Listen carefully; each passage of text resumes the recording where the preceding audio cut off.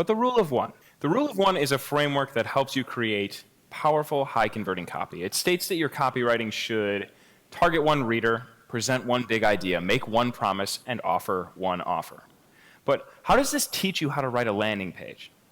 Well, instead of scrambling to figure out what you need to put on a page and asking yourself, what should my headline be? Where should I put my CTA? Which features should I highlight? The rule of one helps you know exactly what to say. So here's how each piece of the rule of one tells you what to write, from bottom to top.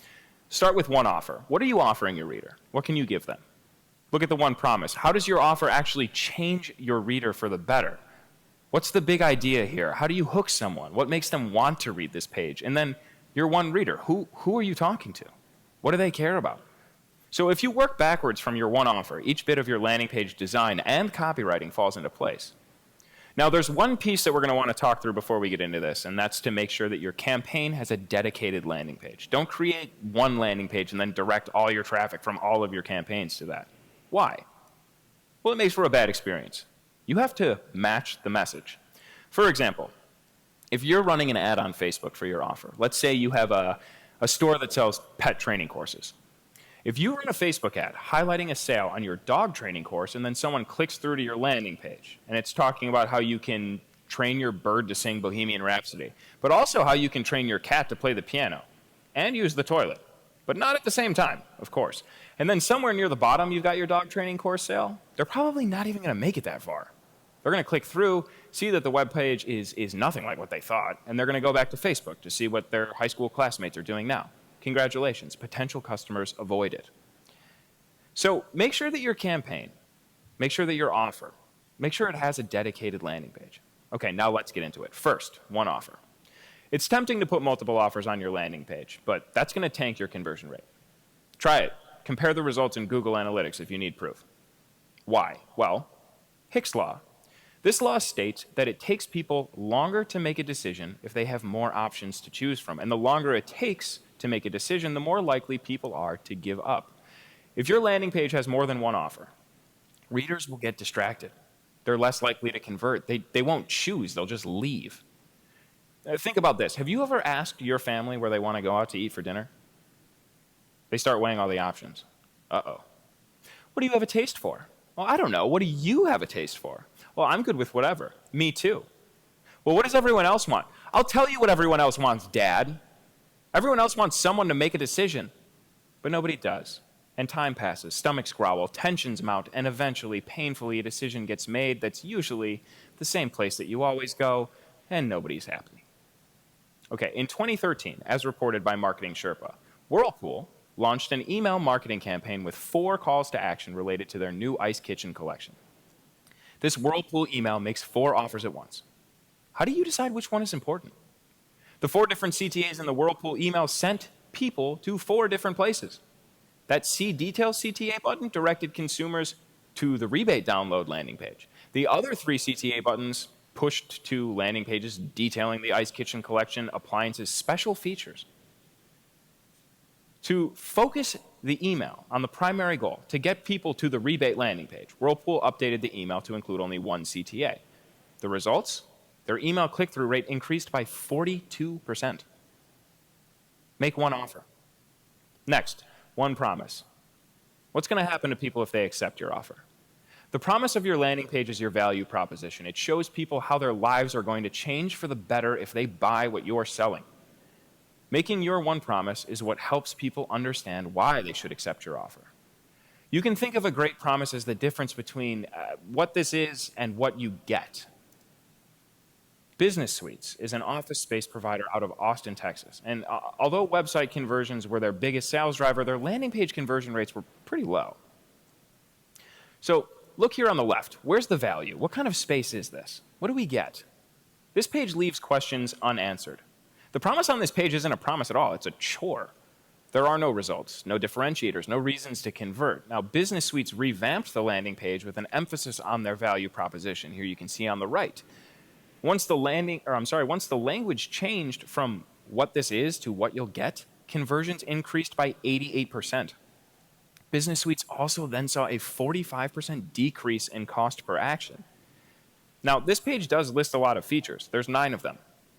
but it promises a professional office that's ready to move into right away. Business Suite's got more leads for less money by focusing on what the customer gets and not what the company does. The more specific and easily understandable your promise, the more likely you are to get conversions. Have you ever seen an RX bar? Check this out. RX bar burst into the protein bar market by including an incredible promise on their product packaging. It's their ingredients list. Now, most protein bars are filled with sugar, or they have a long list of hard-to-pronounce ingredients. But making the promise of a simple bar with healthy ingredients, RX bar is able to get people to accept their offer, which is buy this protein bar. Okay, one big idea. High-converting landing pages tell a cohesive story. A big idea is what connects all of the pieces of your landing page. If someone asks, what is this landing page about? The answer is your one big idea. A good landing page connects notable features into a single theme instead of just listing every possible thing. Because if you list a bunch of disconnected features, people have to keep track of all of those things in their head. It's like this. Memorize these digits. I'll give you 10 seconds.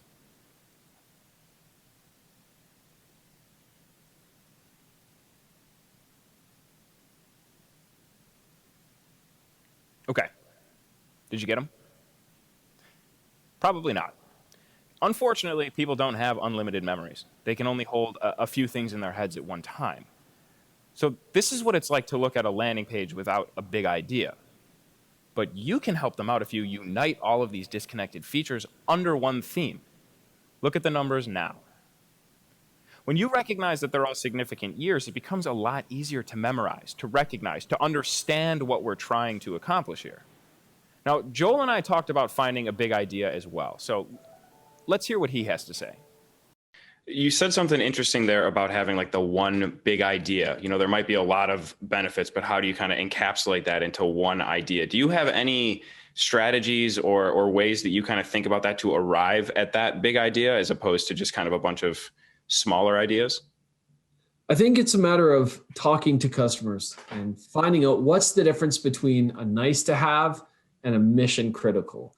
And so coming at it from the software world, for example, mission critical, if nobody adopts this thing and it's not easy to use, it doesn't really, in a lot of cases, matter how powerful it is if you can't get adoption internally.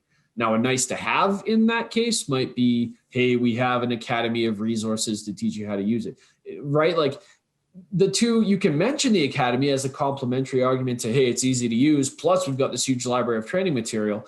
But you wouldn't want to, in the hero section, say the easiest to use software with a massive academy of learning. So like you're just sending, people can't possibly care about all things equally. Right. And so it's like one big idea allows you also to, you want to own mental real estate in somebody's head. You want to paint a picture that solves a very particular problem. And then these other benefits are ways that things they're happy to get, but also ways they rationalize purchase, where it's like, I got this main itch scratch, but also these other ones, you know, and these kind of side benefits. So I think it's about talking to customers and seeing what they prioritize. And you also get a kind of a good hierarchy of that when you look at places like reviews, like testimonials, like talking to the sales team. What comes up all the time?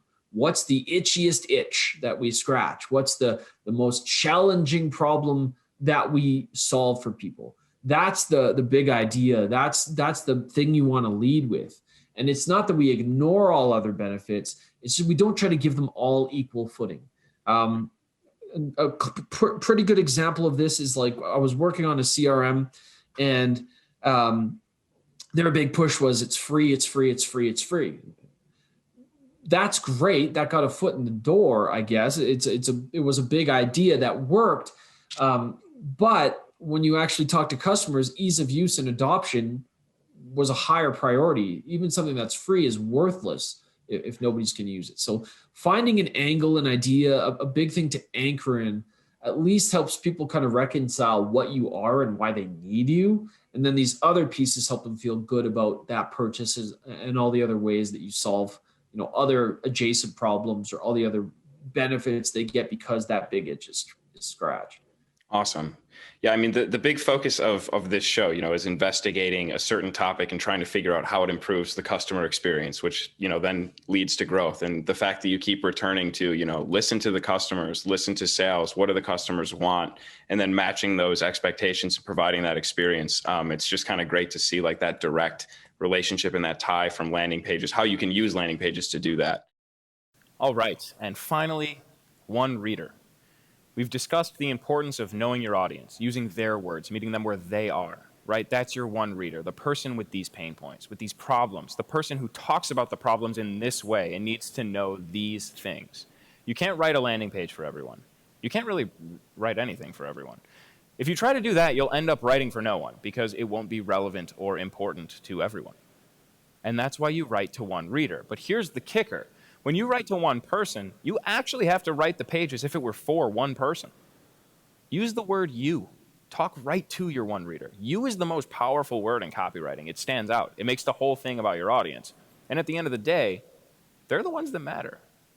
So if you reword your landing page copy to focus on you and your, and you remove instances of I or we or our, that's a quick copywriting win. It has an immediate impact on your landing page, your web page, or anywhere else potential customers might encounter your words. Okay, so there you have it, the rule of one. Hi, thank you for watching. If you are enjoying Growth Decoded, you can find a link in the description to sign up and join the Grow team. You'll get exclusive content and opportunities that have to do with the show. You can also hit the subscribe button for Active Campaign's YouTube channel somewhere down here, and you will never miss an update from us.